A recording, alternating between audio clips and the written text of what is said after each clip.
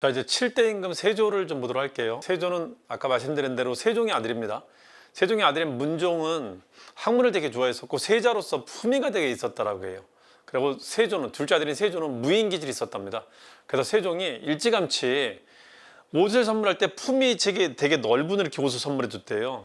기질 좀 죽이고 다니라고. 안평대군은 문신기질이 좀 있었대요. 그래서 실제 수양대군은 무사들이나 떠돌이 어떤 시정잡배들 중에서 힘 좀 쓰는 사람들하고 좀 어울렸었고, 안평대군은 세종대 문신들하고 좀 많이 어울렸었어요. 그래서 둘이 좀 기질이 달랐습니다. 결국 이긴 건 수양이 이겼어요. 그렇게 왕이 됐는데, 원래 조나 종할 때는 첫 번째 왕한테만 조를 붙이는 게 원칙인데요, 그 창업의 군주한테만 원칙이 깨집니다. 두 번째 조자 붙은 왕이 나타나요. 본인 스스로 이때를 새로운 창업이라 했었습니다. 그래서 두 번째 창업의 군주라 생각하시면 됩니다. 그래서 좀 뭔가 좀 변할 거다 기억하시면 됩니다. 이때의 체제 정비는 그 왕의 권한을 강화시키는 방식으로 체제 정비를 합니다. 수양대군이 개혁난 때까지는 사람들의 호응을 좀 받았었습니다. 김종서한테 권한이 너무 쏠려 있는 것을 반대하거나 싫어하는 사람들이 많았었거든요. 황표정사라는 정치 행태도 되게 불만이 많았었고요. 자, 근데 결국 왕으로 즉위하면서 많은 사람들의 반발을 받게 됩니다. 왕으로 즉위할 때 되게 비겁하게 즉위했었는데요. 단종이 스스로 이제 물러나게 합니다. 양위를 하게 하는데 어떻게 하냐면은 단종을 지키기 위해서 끝까지 노력했던 사람이 있었는데, 세종의 또 다른 아들인 세조의 동생이 금성대군이라고 있어요. 세종의 후궁으로서 단종의 엄마가 없다 보니까는 사실상 유모로 단종을 키운 사람이 있었어요. 세종의 후궁을 처벌하겠다고 이제 우회적으로 협박을 한 겁니다. 그래서 어쩔 수 없이 단종이 이 사람들의 처벌을 막기 위해서 그냥 왕위를 넘깁니다. 되게 이제 비열하게 합니다. 이렇게 권력을 잡다 보니까는 권력의 어떤 도덕적 정당성이라는 걸 확보할 수가 없어요. 그러다 보니까 이제 반발이 되게 많았었고 반란이 끊임없이 이어지게 됩니다. 반란이 연달아 발생하는데 잘 아시는 사육신 사건이 있죠. 성산문 박팽년 같은 사람들이 세조를 죽이고 단종을 보기하려고 시도합니다. 이제 그게 발각돼 갖고 실패로 끝나지만요. 명나라에서 사신이 올 때, 그때 세조가 이 사신을 맞이하는 자리에서, 그때는 이제 그 호위부사들이 칼을 차고 그 자리에 들어갈 수가 있거든요. 주연 자리에는. 그때 호위무사 하는 사람이 이 성산문의 아버지였었어요. 호위부사들을 매수를 한 거고, 그리고 아버지니까 아버지가 더 적극적이었습니다. 자기 편이니까 할 수 있다고 생각을 했던 겁니다. 그걸 메이드를 삼았는데, 이게 나중에 이제 탄로가 나면서 중간에 여기 무리 중에 하나가 세조한테 그걸 꼬질르면서 이제 그 실패로 끝나게 됩니다. 그러면서 혹독하게 고문당하더니 죽게 돼요. 이 사람들이 대부분 집현전학자들이기 때문에 이걸 계기로 집현전도 폐지해버립니다. 또 하나가 이시해난 같은 게 발생하는데요. 이건 이제 지방의 유양소 임원이었었대요. 그래서 유양소도 폐지해버립니다. 자, 이렇게 반란이 연달아 일어나다 보니까는 세조는 어쩔 수 없이 자기한테 충성을 하는 신하들 위주로 정치를 끌어갈 수밖에 없단 말이에요. 공신책봉을 되게 자주 하게 됩니다. 자, 이렇게 충성스러운 신하들 위주로 자기 그룹을 만들어서 정치를 할 수밖에 없다 보니까는 세조 내에는 이 공신파들이 형성되게 되는데, 이걸 훈구파라고 해요. 훈구파가 형성되었고 이 무리와 정치를 해나갈 수밖에 없게 됩니다. 자, 이게 태종하고 되게 다른 점인데요. 세조는 자기 할아버지였었던 태종이 롤모델이었습니다. 그래서 태종이 피는 정책과 아주 유사한 정책을 펴요.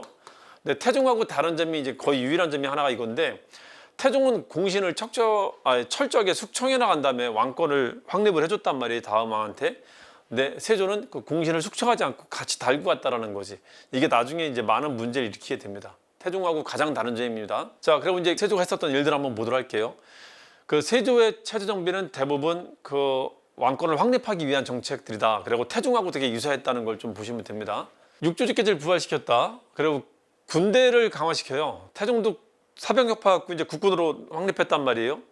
이거를 지방으로까지 확대해갖고 지방의 군사체제까지 완전 확립합니다. 조선의 국방체제가 이때 마련이 돼요. 그걸 진관체제라고 하는데,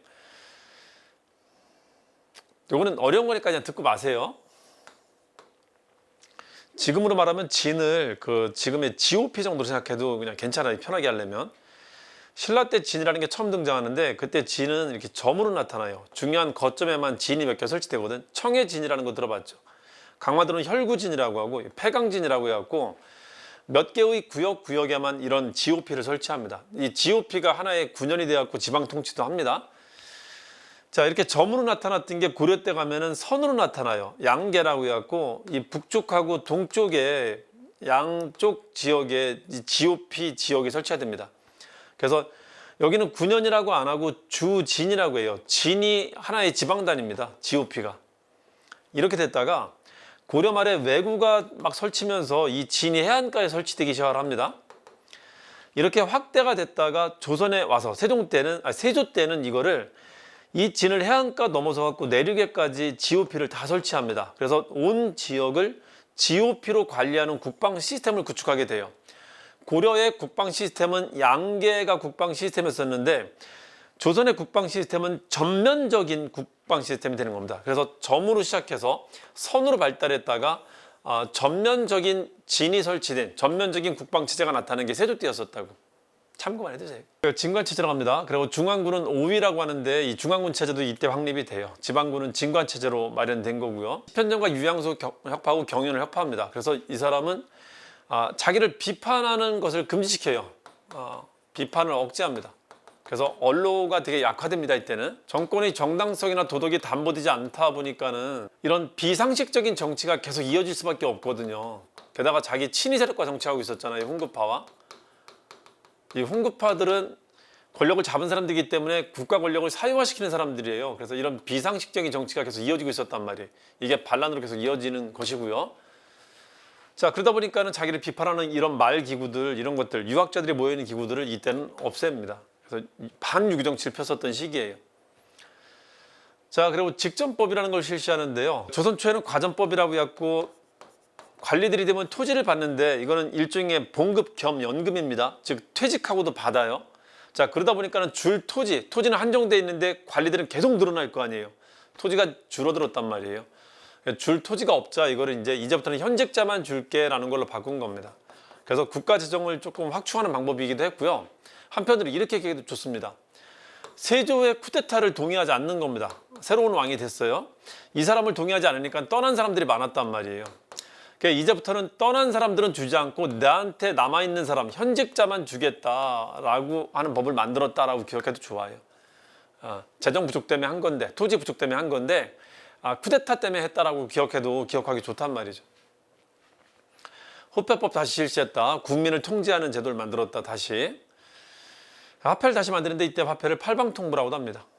참고해 두시고요. 국가 통치 원칙에 기반이 되는 법전을 편찬하기 시작을 합니다. 경국대전입니다. 이때 시작해요. 국가를 통치하는 원칙을 만들어 갖고 이 통치 기반으로 삼으려고 합니다. 이게 나중에 성종 때 완성이 돼 갖고 이제 그 사람이 죽었을 때 성종이라는 묘호를 받게 된 거예요. 유교보다는 적극적인 불교 정책을 피게 돼요. 본인 집안은 계속 불행한 일이 계속 벌어졌고요. 그리고 어머니 덕분에 그 자식들은 불교를 그렇게 꺼리지 않았었거든요. 특히 세조는 불교를 되게 좋아했었어요. 그래서 이때는 유교를 오히려 조금 억압하고 불교를 다시 중흥시켰던 시기였었습니다. 자, 그런 것들을 좀 보시면 됩니다. 자, 그것도 간단하게 좀 모아서 두 문자로 좀 알려드릴게요. 이 사람이 쿠데타로 집권하다 보니까는 이 쿠데타 세력들은 사람들한테 겁준다고 이랬답니다. 야, 너 일로 와봐. 여기 개 사이로 그냥 쭉 지나가봐. 살려줄게. 이랬대요. 개 사이로 직진하면 살려줄게. 개 사이로 직진요. 이러면 살려줄게. 잘했는데 했다는 겁니다. 자, 계유정난을 시작했고요. 사유신난, 이시해난, 직전법, 진관체제, 그리고 육조직계제와 유양소 협파했다. 그리고 호패법 실시했다 하시면 되고요. 자, 이거를 간언했다. 개 사이로 직진하세요. 해주세요. 이렇게 했다는 겁니다. 간언했다. 간경도각, 경전을 간행하기 위해서 만든 임시관청이다. 도감처들하면 임시관청이라 했었죠. 그리고 도성 내에 원각사라는 큰 절을 짓습니다. 미친 거죠. 유교국가인데 도성 안에다가 큰 절을 지었단 말이야. 무슨 고려도 아니고. 이게 세조 때다. 이런 체제 정비를 하고요. 문물제도에 있어서는 세종에서 성종으로 이어지는 과도기 역할을 해줬다는 것도 좀 알아두세요. 나름 그 역할을 했다는 것도. 자, 그리고 세조 가계로 보자면 되게 불행한 일이 많았었는데 세조의 첫째 아들이 있었거든요. 의경세자인데 왕이 되지 못하고 일찍 죽습니다. 이런 얘기가 전에요. 단종의 모친이 있죠. 문종의 와이프들은 다 세자빈일 때 죽습니다. 그래서 문종 때는 왕비가 없었어요. 단종의 모친이 애를 낳자마자 바로 죽었단 말이에요. 이제 그러고 나서 이런 사태가 터진 거 아니에요. 그래 이제 세조의 꿈에 단종 모친이 나타났답니다. 나타나갖고 이런 얘기를 했대요. 왜 죄도 없는 내 자식을 죽였냐? 너 죽일 거야, 아니면 네 아들도 죽일 거야 그랬답니다. 그러고 나서 이제 바로 그 소식이 들려왔대요. 세자가 죽었습니다. 그랬답니다.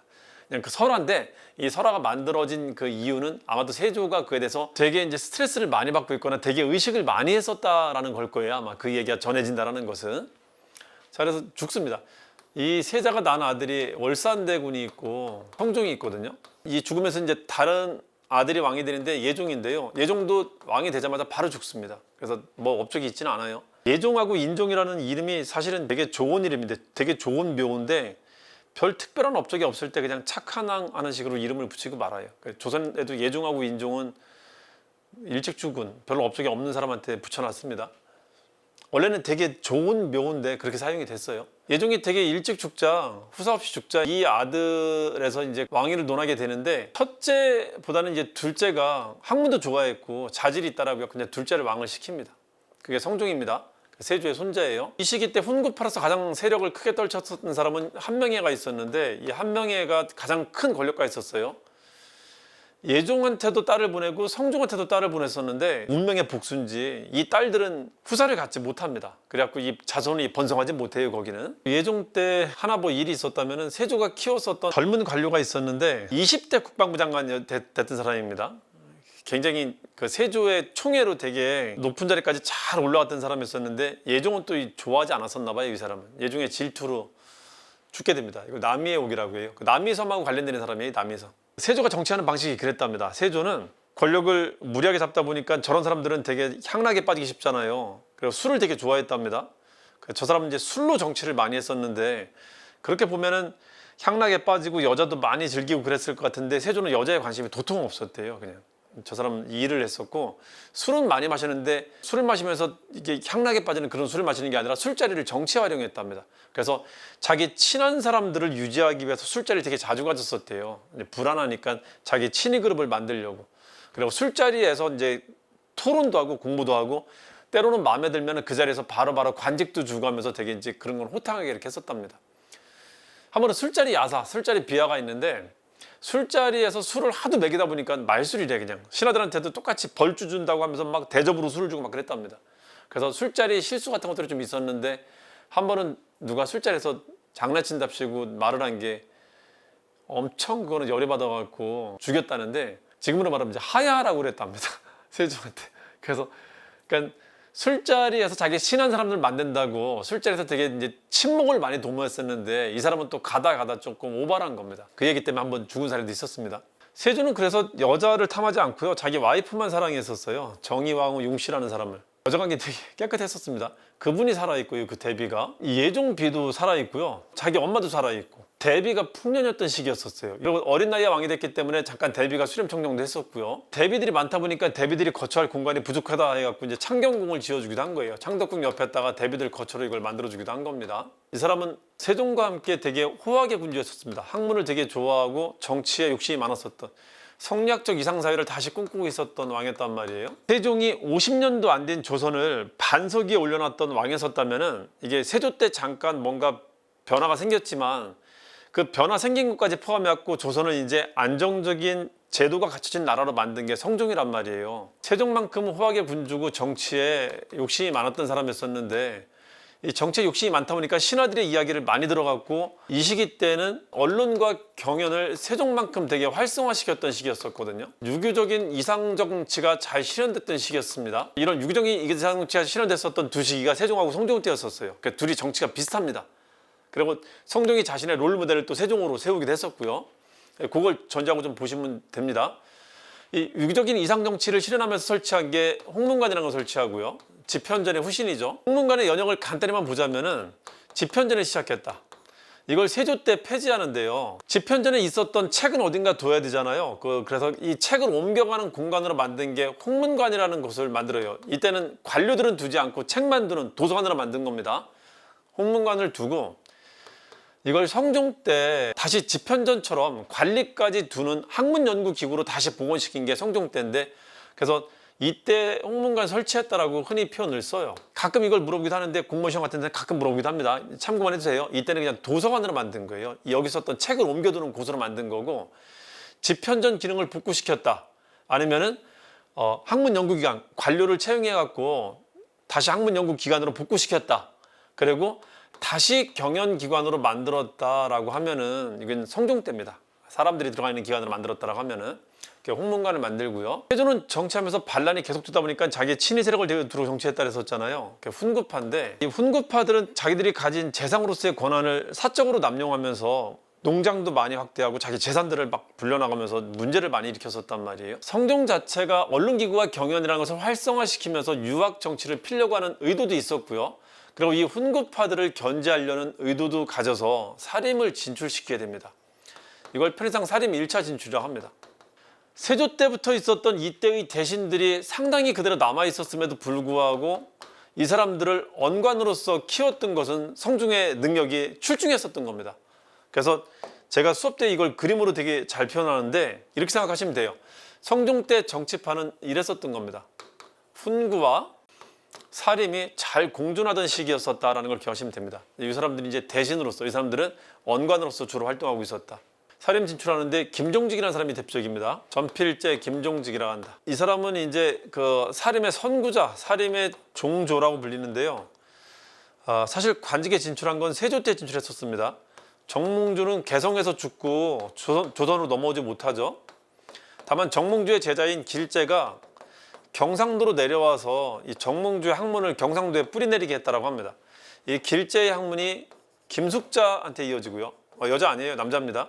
이 김숙자가 김종직의 아버지예요. 이 사람들은 도도하게 조선 건국을 반대했던 사람들이고 도도하게 그냥 학문에 몰두하면서 자기 생을 마감했던 사람들인데 언제까지 그럴 거야? 그 자식들은 죄가 없잖아요.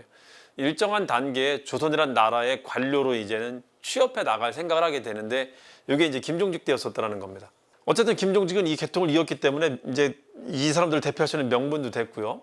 그래서 진출하는데 일단 세조 시기 때 이 사람들이 비판했었던 건 조선의 건국이고요. 두 번째 비판은 세조의 찬탈이 이 사람들의 집중적인 비판 대상이었단 말이에요. 근데 세종 때 취업을 했단 말이야. 세조의 녹을 먹고 있었다라는 거지. 그래서 뒤에 사림들은 김종직을 그렇게 좋게 보지는 않아요. 그냥 시류에 타협한 사람.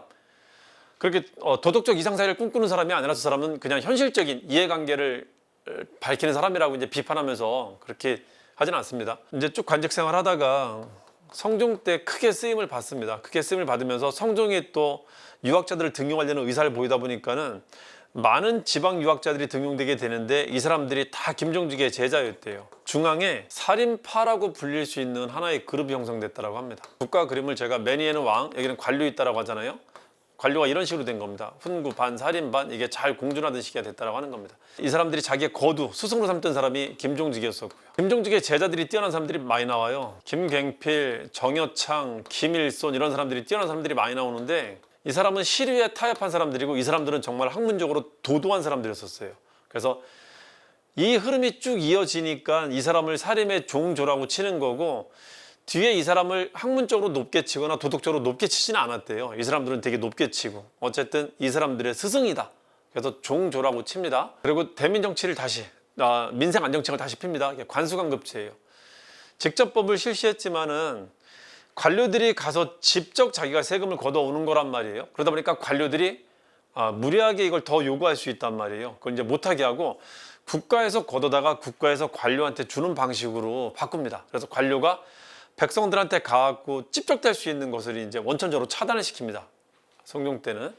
세종 때는 공법으로 아주 객관적인 전세 제도를 만들어갖고 도움을 주고 이때는 관료들이 직접 가서 그 전세 수취하는 걸 막음으로써 수탈이 발생하는 걸 원천적으로 좀 차단했다.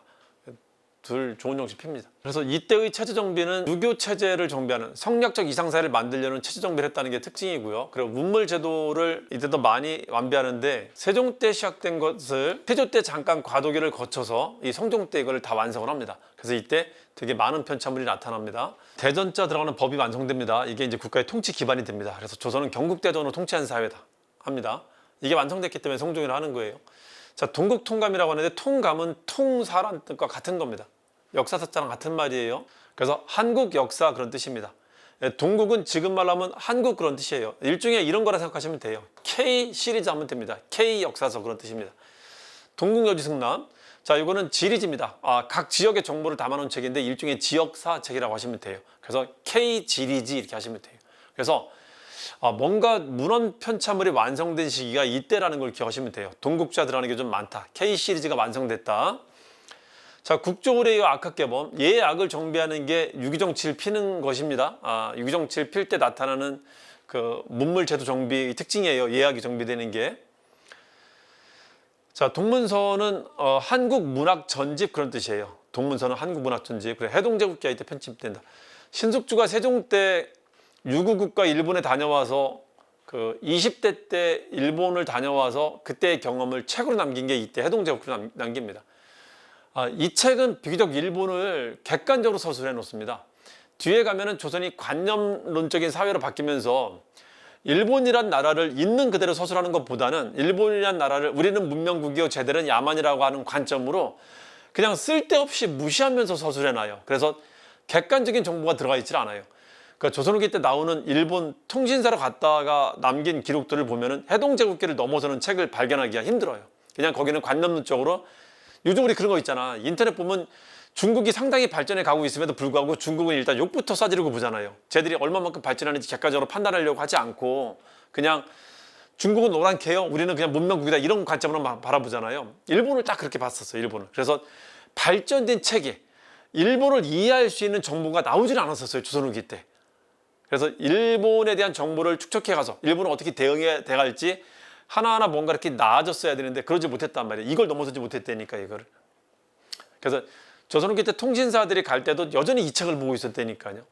여러 책이 나왔음에도 불구하고. 참고해두세요. 두 문자 따면 이렇게 하면 됩니다. 홍종은 음악을 정비한 사람이다 보니까요. 두 문자도 이렇게 나와요. 노래처럼 나옵니다. 경똥똥똥 국악회 하시면 돼요. 경똥똥똥 국악회. 자, 이게 성종 때 문물지도 정비한 것이다. 자, 이 중에 예서를 정비했다, 음악을 정비했다 그러면은 유교 왕인 세종하고 성종 중에 누굴 거라 생각하시면 됩니다. 엄한 데서 찾지 마시고요. 그 중에 특히 음악 하면은 무조건 세종 아니면 성종이에요. 음악 뭐뭐뭐 나왔다면 아시겠죠? 엄한 데 찾지 마시라고. 이런 것도 센스를 좀 발휘하면은 문제를 좀 쉽게 풀 수 있단 말이에요. 모든 걸 암기해서 풀겠다는 생각하지 마세요. 제일 무식하고 멍청한 거니까. 문제를 풀 수 있는 방법을 얻으면 암기를 몇으로? 10분의 1로 줄일 수 있다 그랬잖아요. 이제 그런 걸 제가 수업하면서 계속 알려드릴 겁니다. 그리고 여기 그 체조 정비한 거는 이렇게 좀 기억 좀 해두세요. 이때 등장한 살인들을 위해서 서재를 만들어줬다. 홍사관 서재 혹은 김종직 서재 만들어줬다 이렇게 하시면은 좀 기억할 수 있을 겁니다. 홍문관 살인 진출했다. 관수관 급제. 자, 요거는 유기정 칠피다 보니까는 유기정 칠필 때 제일 중요한 게 충효하고 정절이라 했었잖아요. 여자에 대한 게 많이 또 강제가 됩니다. 그래서 서열차대법, 여자도 서열이 있는 겁니다. 첩인지 본천지 서열이 있는 거예요. 그리고 재혼금지법. 자, 15세기 말인데요. 이때부터 조선에서는 법적으로 여성의 재혼이 금지가 됩니다. 언제까지? 가보기역 때까지. 19세기 말까지. 그래서 조선 400년 내내 여성의 재혼은 법으로 금지가 됩니다. 요것 때문에 나타난 사회적 풍습이 뭔지 아세요? 국가가 법으로 재혼을 금지해 놓으니까는 사회적인 관습으로 생겨난 결혼 풍습이 뭐냐면 보쌈이에요, 보쌈. 그 보쌈이 실제 남의 집 들어가고 들쳐갖고 뛰고 그러는 게 아니에요. 사회적인 약속입니다. 무얼 모시에 방앗간에 데려다 놓을 테니 데리고 가라 그러는 겁니다. 며느리가 되게 일찍 남편을 잃었는데 시아버지가 보기에 되게 불쌍해 보인단 말이에요. 야, 여자는 그 남자가 있어야지 하면서 이제 나가 살라고 하면서 기회를 주는 겁니다. 그게 보쌈이라는 게. 이때부터 그게 나타납니다. 요거는 근데 최근엔 안 내더라고. 참고만 해주세요. 재가금지법 서울차대법은 공무원 시험은 제법 내고요. 한능검은 요즘은 거의 잘 안 내고 있으니까 참고만 좀 해주세요. 자, 이제 연산군 얘기를 한번 풀어보도록 하겠습니다. 연산군 출생부터 간단히 좀 얘기를 좀 드려보도록 할게요. 3명의 왕비가 있었는데 첫 번째 왕비가 이게 한 명의 딸이었어요. 성종이 왕이 되자마자 한 5년 정도 있다가 후사 없이 죽습니다. 그래서 이게 됐고 한 명에는 자손이 번성하지 못합니다. 두 번째로 성종의 후궁이었었는데 아들을 낳은 사람이 있었어요. 그래서 그 사람을 왕비로 드립니다. 그게 이제 연산군 엄마예요. 윤씨였었어요. 세 번째 비가 있는데 이 윤씨가 왕비가 되는데 질투가 되게 심했답니다. 그리고 성격도 되게 갈갈했었나 봐요. 왕비가 되고 나서 성종이 공부를 잘하는 왕들한테는 여자를 붙여갖고 다른 데 관심을 좀 덜 쏟게 했었나 봐요. 나중에 조선이 이제 정치가 좀 잡히고 나면은 후궁들도 후궁들의 그 계급이 있거든요. 그 계급이 있는데 2단계, 2단계, 2단계, 2단계 이렇게 잘 정리가 돼 있는데 왕이 갑자기 후궁을 자꾸 만나고 다니면 이게 다 뒤집어 엎어진단 말이에요. 그래서 왕이 후궁을 만나갖고 후궁들의 등급이 쭉쭉쭉쭉 올라가는 게 여기도 너무 복잡해지니까 나중에는 왕이 여자에 빠지는 걸 너무 싫어했거든요. 근데 초반에는 그래도 다른 데 관심 가지면은 괜히 엄한 데 막 들쑤셔갖고 막 사람들 막 귀찮게 하고 그럴까봐 좀 적절하게 후궁들하고 노는 거를 그냥 뒀었나 봐요. 그래도 좀. 세종도 그 후궁들을 많이 거느렸었고 성종 때는 그 언간들이 지랄을 많이 했었어요. 정신 차리라고 막 했었단 말이야. 그래도 성종도 많이 좀 그랬었습니다. 하여튼 그 중에 이제 한 명을 이제 왕비로 올렸단 말이에요. 올렸는데 성종이 여자를 좋아하다 보니까는 이 윤 씨가 왕비가 되고 난 뒤에 질투를 엄청 많이 했대요. 심지어는 싸우다가 용 안에 손톱 자국까지 됐답니다. 이거는 야세에만 전하는 거라 실제는 아닐 겁니다. 이제 그걸 핑계로 이 사람을 내보냅니다. 사하로 보내요. 심지어는 패배 윤 씨 방 안에 독약까지 발견됐대요. 그래서 왕을 죽이려고까지 했다라고 그 얘기를 하기도 합니다. 그 성종이 되게 싫어했대요. 엄청 승질냈답니다. 그래서 쫓아내고 나중에 쫓아내고 난 뒤에 어떤 신하가 거기 생계가 되게 궁핍해졌다고 도와줘야 되는 거 아니냐라고 했더니 그 신하까지 잘라버립니다. 엄청 싫었나 봐 그냥. 그 사람이 바로 연산군 엄마입니다. 그러니까 연산군은 어릴 때 이제 혼자 큰 겁니다. 그리고 이제 왕비가 없으니까 새로운 왕비를 드리는데 이 사람도 윤 씨예요. 요 사람이 연산군 엄마고 요 사람이 나중에 중종 엄마가 되는 겁니다. 자, 그렇습니다. 자, 연산군이 그렇게 이제 일단 엄마의 보호 없이 궁중에서 컸다라는 것도 저 친구한테는 뭔가 영향을 줬을 거고요. 조선에서는 가장 정상적으로 왕이 된 케이스 중에 하나입니다. 또 장남으로 왕이 된 거니까 앞에 문종, 단종이 장남으로 왕이 된 거고 그 다음이니까 흔하지 않은 사례였었단 말이에요. 근데 이 연산군은 아버지가 워낙 뛰어난 성군으로 칭송받던 왕이다 보니까는 아버지라는 존재의 어떤 컴플렉스가 좀 있었던 것 같아요. 아버지가 어느 정도 넘을 수 있는 선이 돼야지 자기가 노력이라는 걸 해볼 텐데 아무리 노력해도 넘을 수 없는 선이 된다라고 하면은 약간 그걸 놔버릴 수도 있거든요. 약간 그런 케이스가 아닐까 보기도 합니다. 엄마 없이 컸다라고 하는 그 본인의 안타까운 가계사 그리고 본인의 성향 이게 연산군을 이 노력형 페르나로 만든 하나의 계기가 됐다고 봅니다. 하여튼 상황자 한번 보도록 할게요. 성종이라는 왕이 관료체계를 어떻게 만들었냐면 이렇게 만들었단 말이에요. 훈구하고 사림에 공존할 수 있게. 사림의 정치 스타일은 계급이 높은 사람들은 아니고 집단으로 모여갖고 뭔가 얘기하는 사람들이 정치의 잘잘못을 비판하는 사람들입니다. 왕한테도 이걸 열심히 했었고요. 대신들한테도 열심히 하다 보니까는 왕이 바뀌었어. 성종일 때는 다 받아줬지만 연산군은 이거를 되게 불쾌하게 바라봅니다. 자기 행위에 대해서 비판하는 것을. 그리고 심지어는 이 대신들도 사림들의 견제가 불편해갖고 둘이 이제 좀 갈등이 되고 있었어요. 이 상황을 잘 이용한 게, 이 상황이 잘 맞물려 들어갖고 나타난 게 사림들에 대한 공격으로 나타났던 겁니다. 자, 이 연산군의 의종을 살폈었던 이 훈구 세력들 아니면 이 왕실 세력들이 이 사림의 문제를 파헤치기 시작하는데 사림이 썼었던 사초에 세조를 비판하는 글이 실렸다라고 이제 이런 정보들이 들어오기 시작을 하는 겁니다. 그 중에 가장 대표적인 게 김종직의 제자가 김일손이라는 사람이 춘추관에서 왕이 죽고 나면은 그 왕의 실록을 편찬하거든요. 실록을 편찬할 때 실록의 기초 자료가 되는 걸 사초라고 해요. 사초는 왕이 살아생전에 이제 역사 사관들이 기록하는 그 초안들입니다. 이거는 자기들이 집에 가지고 와요. 아무도 보지 못하게 이제 보관을 합니다. 그 쓴 사람이 이걸 책임을 지는 거예요.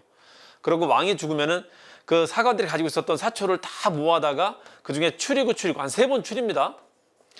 초초, 중초, 정초라고 해갖고 3번 추려갖고 그 책으로 만든 걸 실록이라고 우리가 하는데 그 실록 자체는 왕이 죽은 뒤에 나타나는 거고 사초는 왕이 살아있을 때 기록하는 초안을 말합니다. 저희 김일순이 이제 왕이 죽고 난 뒤에 실록을 작성하는데 김일숙이 실론 작성자 중에 하나로 들어가 있었고요. 훈구가 여기 이제 그 장관이었었단 말이에요. 이 사람이 뭐 하는지 이걸 훔쳐보면 안 되는데 사관이 하는 일은 누구도 봐서는 안 되는데 왕도 못 봅니다. 훔쳐봤나 봐. 훔쳐보고 내용 중에 불순한 내용이 있다라고 하면서 이거를 이제 언론 플레이를 해버린 겁니다. 그 중에 김일순이 자기의 스승의 글을 여기다 집어넣는데요. 성종 때 활약한 유명한 대신이니까 넣을 수 있잖아요. 그 글이 조의제문입니다. 의제는 여러분들 장기판 보면은 장기판이 초나라하고 한나라 싸우는 거거든요. 초나라 한나라 싸우는 게 한나라 건국하기 전의 상황을 얘기해요. 그 진나라 멸망하고 한나라 건국할 때. 삼국지는 한나라가 멸망하고 난 뒤에 삼국으로 분열되어 있었던 이야기를 말하는 거고. 자, 그때 항우는 가장 유력한 패권자였었지만 이 사람은 왕실 혈통이 아니었었어요. 그래서 의제라고 하는 그 허수아비 왕을 세워놓는데 이 의제가 자기가 이제 황제로서 뭔가 힘을 써보려고 했었나 봐요. 그래서 이제 항우가 이 사람을 죽여버립니다. 그걸 이제 뜬금없이 그 얘기를 써놓은 겁니다. 신하가 이제 왕을 죽인 거잖아요. 자기가 꿈을 꿨다라고 하면서 꿈 얘기를 쓰듯이 그 얘기를 써놓은 거예요. 그 의제가 억울하다는 얘기를 나한테 지금 와서 하는 거 아니냐. 내 꿈에 나타났는데 몇 년이야 이게. 김용시대는 15세기죠.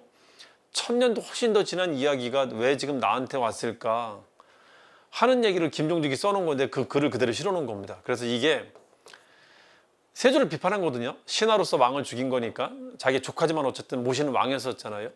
세조를 비판하는 글을 애둘러 써놓은 건데 이걸 실었다라고 해갖고 이게 이슈화 돼서 성종한테는 자기 할아버지란 말이에요. 세조를 비판한 게 이슈화 돼갖고 이 살인들이, 관여됐던 살인들이 제거가 되는 상황이 발생합니다. 실질적으로는 연산군이 망해되고 나서 이 살인들의 비판적인 태도를 싫어했던 것과 훈구도 이 살인들이 자기들을 비판하는 것을 싫어했던 것이 맞물렸고 나타났던 것이고요. 명목상은 김종직의 조의제문이라는 게 알려지면서 나타났던 겁니다. 이걸 최초의 사화 무오사화라고 합니다. 자, 그리고 이 춘추관의 관장이 이극돈이었었는데요. 이극돈이 자기 얘기도 들어간 걸 봤어요. 국상 중에 여자 끼고 술 마셨던 거를 이 사관들이 또 기록을 한 겁니다. 그러니까 개인적인 원한도 있는 겁니다. 살인들 이 새끼 또 꼴보기 싫은 거예요. 그래서 한번 혼내야겠다 했던 게 맞물려 들어갔던 겁니다. 김종직의 조의제문, 이극돈이 국상 중에 여자 끼고 술 마셨다, 이 얘기가 사료에 들어갔다는 거, 실록에 들어갔다는 거, 그게 문제가 됐다.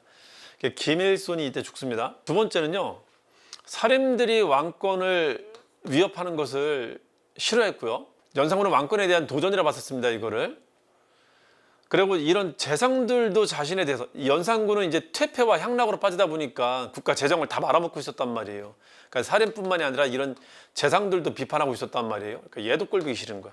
거기에다가 얘까지 제거하기 위해서 작전 하나 또 피는데 자기 엄마 죽은 이야기를 이제 끄집어댄 겁니다. 갑자년에 있었던 사화라고 하는데 그냥 갑질사화라고 하시면 돼요. 이때는 살인하고 훈구 다 죽습니다. 궁중파 일부가, 이건 정부파, 정부에 있었던 훈구 대신과 살인 관료들을 함께 친 사건이라고도 합니다. 이거를 원래 엄마가 어떻게 돌아가셨는지 성종이 너무 미워해서 사가로 나가 있는데, 심지어 사가로 나가 있던 자기 와이프한테 독약을 내려갖고 독약 먹고 죽게 만들었단 말이에요. 이거를 연산군이 즉위할 때부터 알고 있었어요, 사실은. 근데 이걸 지금 이제 정치적 사건화 시킨 겁니다. 이슈화 시킨 겁니다. 그러면서 자기 엄마 죽을 때 관여했었던 대신들과 훈구들과, 그리고 그거를 비판하지 않았었던 살인들을 같이 죽인 사건이 갑질사화라고 해요. 갑자사화입니다. 그게 패배유신 사건으로 벌어진 것이다. 그래서 연산군 때 갑자기 그 두 개입니다. 두 차례 사화가 있었다는 거. 그것만 좀 기억하시면 됩니다. 성종, 연산군. 성종 때 구축했었던 살인, 그리고 자기 할아버지 때부터 쭉 있었던 그 대신들, 훈구 세력들. 자, 이게 잘 공존하던 시기였었고요. 그리고 이때 올라왔었던 살인들이 큰 피해를 입었었던 1차, 2차 사화를 겪었었던 게 그 아들 때였었다. 그러니까 성종이 구축한 유기적 정치하고 전혀 반대로 가는 정치를 폈었던 게 이때입니다. 자, 그러고 결국은 연산군이 쫓겨납니다. 대신까지 공격했기 때문에 이 대신들 중에 일부가 저거 참 희한한 놈이야, 희한한 종이네, 어떻게 저런 종이 나왔을까, 성종 같은 성군한테. 성희한, 박원종이라는 사람이 정변을 일으킵니다. 연산군을 쫓아내요. 훈구 세력들이 일으킨 겁니다. 자, 그리고 연산군의 이복동생이었었던 진성대군을 불러와요. 그 진성대군이 왕이 되는 과정도 아주 유명한 설화가 있는데, 이런 설화가 있어요. 이거는 진성대군은 전혀 몰랐었습니다. 왕이 되기 전날까지도 몰랐었던 그냥 신하들이 일으킨 반정입니다. 진성대군 집 앞으로 사람들이, 말을 탄 군사들이 와 있더라는 겁니다. 그래서 진성대군이 엄청 놀랐대요. 기어이 연산군이 자기까지 죽이는구나 해갖고 와이프한테 조용히 그랬답니다. 여보, 우리 죽읍시다 그랬대요. 근데 이제 그 부인이 그랬답니다. 신수군이라는 사람의 딸 신씨인데요. 아니 여보, 저 말이 우리를 데리러 온 걸지 잡으러 온 걸지 어떻게 합니까? 우리 그거 확인이나 해보고 죽읍시다 라고 했답니다. 그래서 말의 방향이 우리 집을 향하고 있다면 잡으러 온 것일 것이고, 말의 머리가 궁궐 쪽을 향하고 있다면 모시러 온 것일 것입니다 하고 봤더니 실제 궁궐 쪽을 향해 있더라는 겁니다. 아싸 하고 이제 안 죽고 나섰다라고 하는 겁니다. 그래서 이제 왕이 됩니다. 왕이 되고 나서 이 중종은 명분상, 이때 중종과 이 훈구 대신들은 명분상 무슨 정치를 펴야 되냐면은 이른바 적폐청산이라는 걸 해야 돼요. 연산군 때의 패정을 개혁한다는 정치를 펴야 됩니다. 그래서 이때도 성종 때와 유사하게 성리학적 도덕 정치를 표방하게 돼요. 무슨 말이죠? 다시 한번 살인들을 등용하게 됩니다. 그 유학에 충실한 살인들을. 정작 훈구가 왕을 시켰지만 다시 살인들을 등용했던 시기라고요. 그래서 중종 때도 비슷합니다. 훈구는 좀 억울할 수도 있겠죠? 자기가 만든 건데. 살인이 두 번째로 공존하는 시기가 됩니다. 이때 불러들인 살인 중에 유명한 사람이 나타나게 되는데 그게 누구냐면 조광조라는 사람이에요. 자, 이게 개통도 이렇게 이어집니다. 김종직을 지방에서만 공부만 하던 사람들을 사림이라고 하는데 이 사람이 중앙정계로 사실상 처음 진출한 거고 중앙정계로 사람들을 많이 끌어들인 게 그래서 중앙정계 사림파라는 그룹을 만든 게 이 사람이니까 어쨌든 사림의 할아버지라 부릅니다. 사림의 조상, 종조라고 불러요. 근데 김종직의 행태 자체는 별로 좋게 보지는 않아요. 다만 그 제자들은 뛰어난 사람들이 많았었습니다. 이 김갱필이 무오사화 때는 유배를 왔었어요. 유배를 왔었는데 마침 조광조 아버지가 그때 이쪽 지방관으로 갔었습니다. 유배간 지역에. 그래서 김갱필한테 직접 사사할 수 있었습니다. 그래서 계통이 이렇게 이어져요. 그래서 사림의 계보가 만들어지게 됩니다. 그리고 김갱필도 나중에는 갑자사화 때 죽게 됩니다. 사림의 정통으로 계승한 사람이 등장을 합니다. 그리고 이 사람은 워낙 대가 고등학고요. 성균관 대학교를 다닐 때부터 저 사람은 사림의 영수다라는 칭호를 받았대요. 워낙 대가 고등학고. 이 사람이 추구하는 이상정치는 성리학적인 도덕사회입니다. 성리학적인 이상사회를 추구하는 게 이 사람의 목표였었어요. 자, 이거를 조광조의 개혁정치라고 하는데 이게 어떻게 나타나는가 보도록 할게요. 조광조의 개혁정치의 내용을 보도록 합시다. 조광조의 개혁정치의 핵심은 성리학적인 이상사회, 성리학적인 도덕사회를 구축하는 게 목표입니다. 그리고 연산군 때 패정을 확실하게 이제 개혁을 하는 거고요. 연산군 때 패정을 개혁한다는 것은 중종과 훈구와 사림한테 일단은 외형상 공통적인 과제였었어요. 근데 이거를 조광조라는 사람이 너무 급진적으로 추진해 나가는 겁니다. 그래서 나중에는 이제 너무 급하게 추진하니까 다른 사람들 이제 불만을 제기합니다. 한번 보도록 합시다. 우선 조광조는 이단을 철저하게 배격합니다. 오로지 성리학에 의한 이상사회를 구축하는 게 목표였었어요.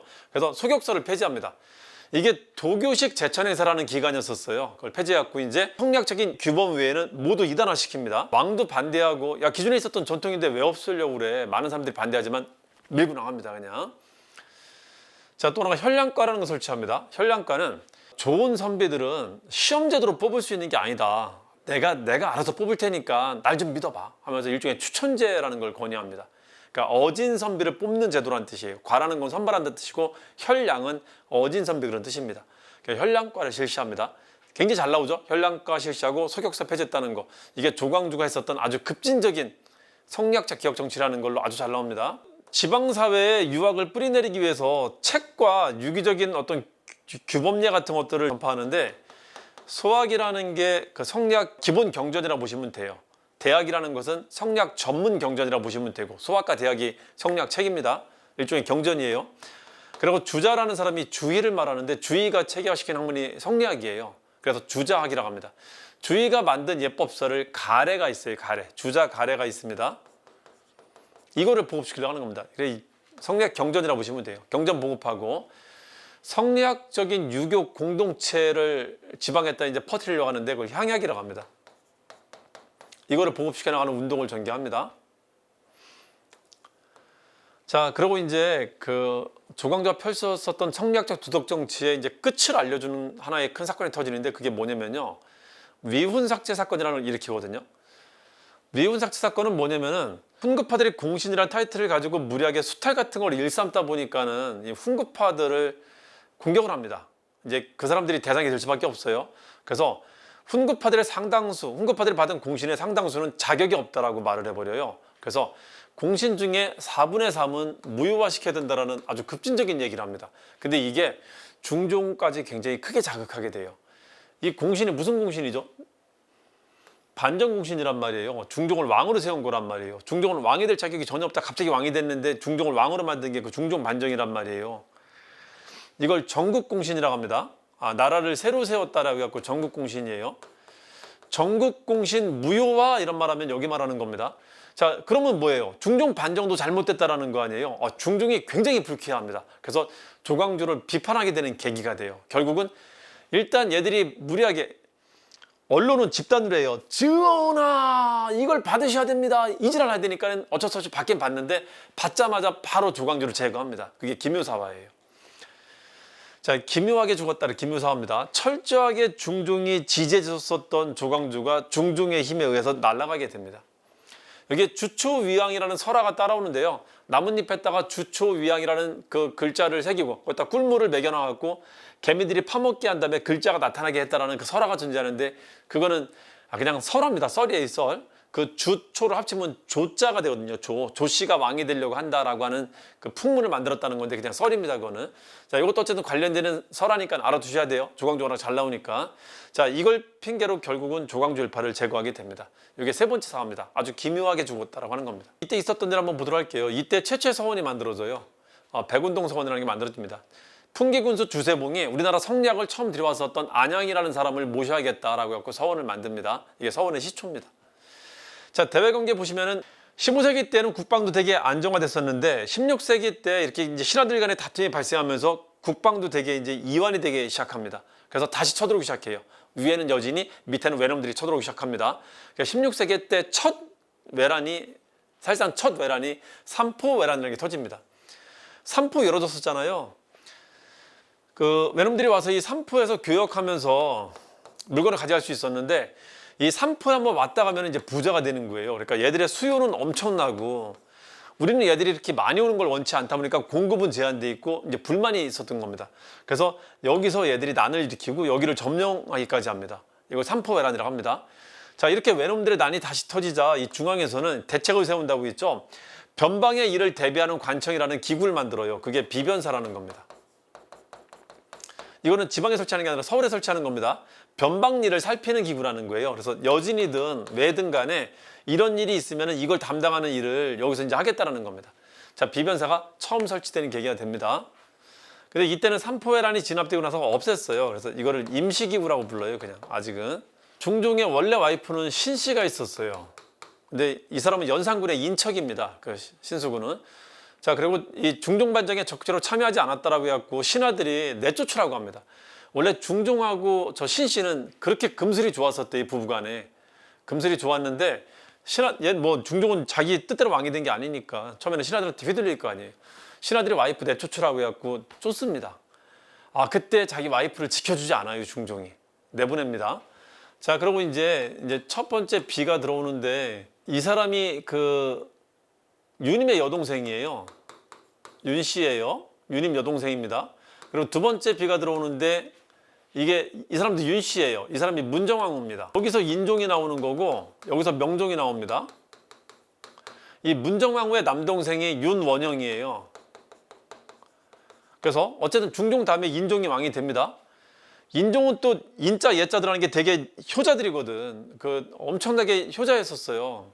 그래서 아버지 상 치르다가 얼마 있다 자기도 죽습니다.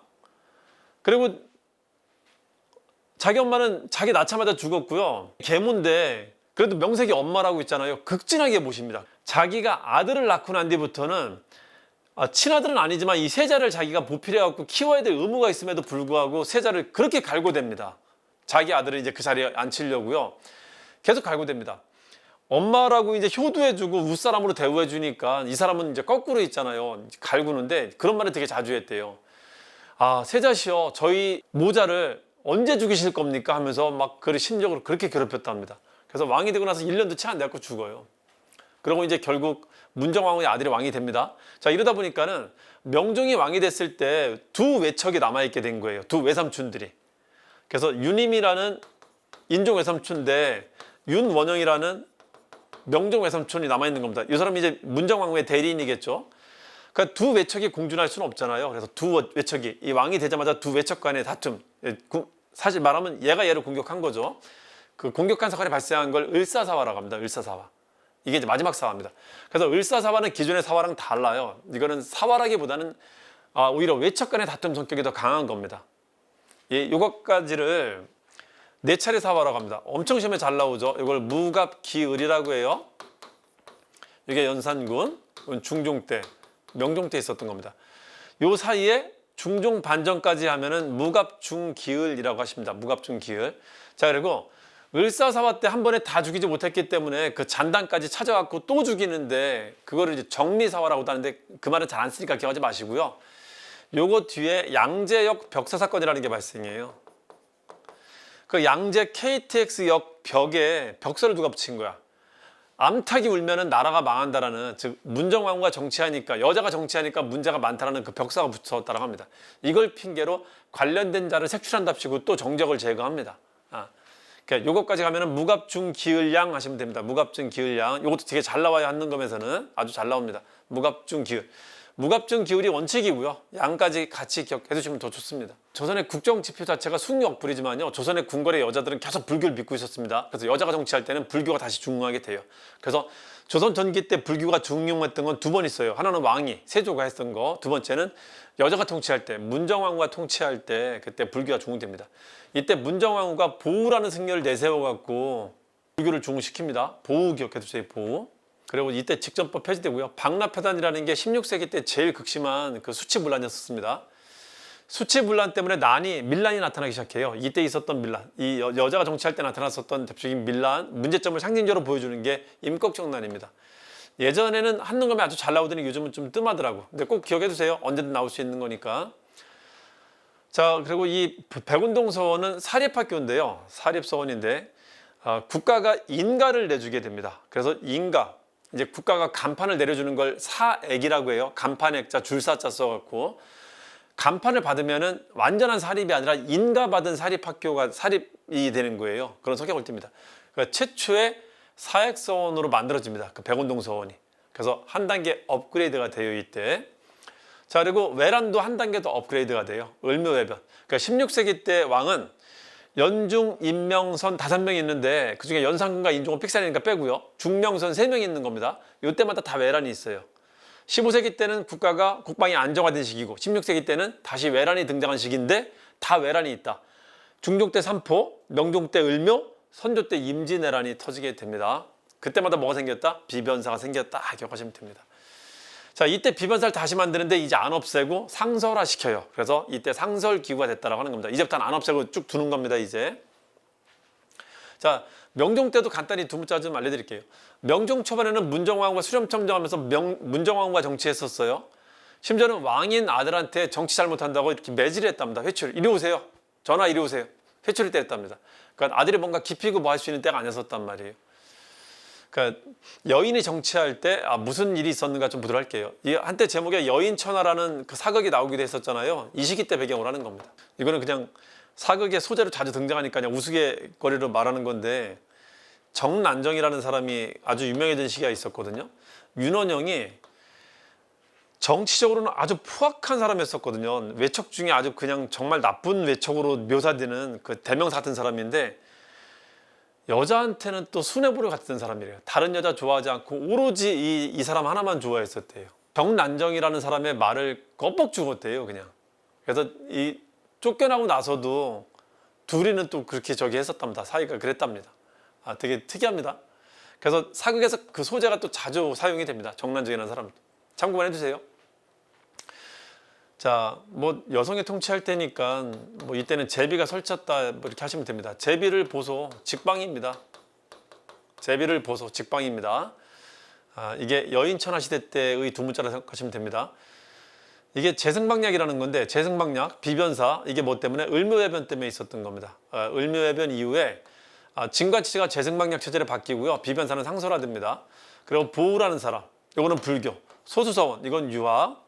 자, 그리고 직전법이 폐지되었다. 방라배패다. 그리고 임꺽정난이 있었다. 그리고 을은 을묘외변 외에 을사사화도 있다는 거 같이 기억해 두시고요. 제비를 보세요. 그러면 직방입니다. 제비를 보세요. 자, 여기까지 일단 말씀을 드렸습니다.